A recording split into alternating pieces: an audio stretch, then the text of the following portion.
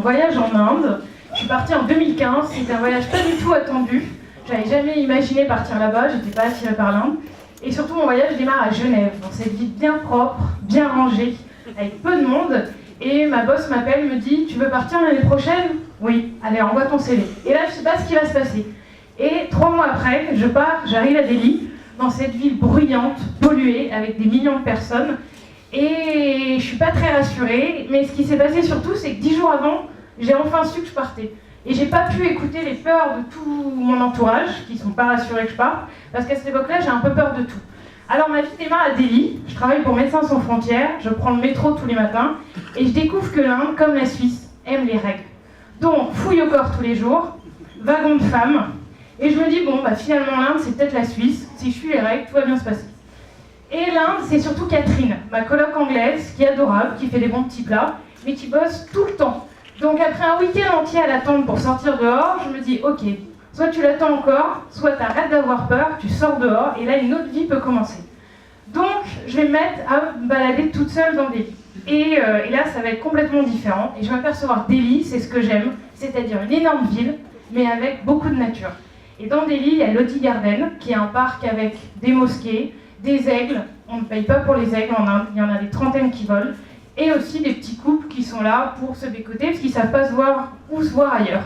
Et ça me plaît beaucoup, ce genre d'ambiance. Et à Delhi, je vais aussi découvrir qu'en fait, contrairement à ce que je crois, je n'adore pas le noir, j'adore les couleurs et les tissus.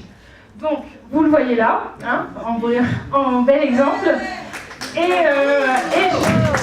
je vais me laisser tenter par une séance de shopping avec une collègue, et je vais revenir dans ma valise avec des tissus partout. Et puis, les tissus, c'est les saris, et les saris, c'est la femme indienne. Et pour moi, la femme indienne, c'est la féminité dans toute sa splendeur. Elle est très très classe, elle a de la prestance, quelle que soit la classe sociale. Elle est très souvent en sari, avec des bijoux, maquillée. Et vraiment, moi, j'aime beaucoup. Et je vais aussi avoir l'occasion d'aller dans un temple sikh, parce qu'il y a beaucoup de religions en Inde, comme vous le savez. Et les temples sikhs, en fait, ils offrent à manger le midi à tout le monde. Et je vais insister beaucoup avec une copine pour qu'on y aille, et on va être accueillis, on va manger par terre, comme les autres, et ce sera la seule fois où je serai malade en Inde, mais ce sera un super souvenir. Et l'Inde, c'est la foule. La foule, ça peut être très déroutant, surtout quand vous avez une coloc qui, dès le premier jour du week-end, vous emmène dans la rue la plus commerçante, qui grouille le plus de monde. Et en fait, à Calcutta, j'ai le déclic, parce que la foule nous accepte, elle nous demande juste de marcher comme elle, on fait partie d'elle, et en fait, elle nous enrobe. Et là, moi, j'ai la sensation qu'en fait, la foule nous protège. Et après, en Inde, je vais chercher la foule, parce que je me sentirai bien au milieu d'elle. Et après, l'Inde, c'est aussi tradition et modernité en permanence. Donc, sur la photo, en fait, je suis en plein Delhi pour aller à un rendez-vous, et il y a juste un éléphant devant nous. Et puis, j'ai voulu aller voir plus loin ce que c'était que le cricket, pourquoi ils aimaient ça. Et j'y suis allée en moto avec mon collègue, j'ai même insisté pour y aller en moto, et là, j'avais plus peur de rien. J'avais juste envie de faire la femme indienne qui est en moto dans Delhi, en me disant que tout allait très bien se passer. Et c'était vraiment un moment qui a été le premier de beaucoup d'autres. Après, je me suis retrouvée avec 10 jours de vacances à la fin de ma mission pour Médecins sans frontières. Et là, j'ai eu envie de faire ce que j'avais envie, d'être complètement libre, et je suis partie à Goa. Et Goa, en fait, c'est une sorte de fantasme pour moi, et c'est un mélange d'Ibiza, avec des bars électro partout sur la plage, et d'Inde, c'est-à-dire pas de maillot de bain de pièces, des hommes partout qui vous regardent, mais au fil des rencontres, ça se passe quand même bien. Et puis, c'est l'heure de partir. Et là, je suis très émue. Parce que quand on part souvent, c'est au moment où on se sent le mieux.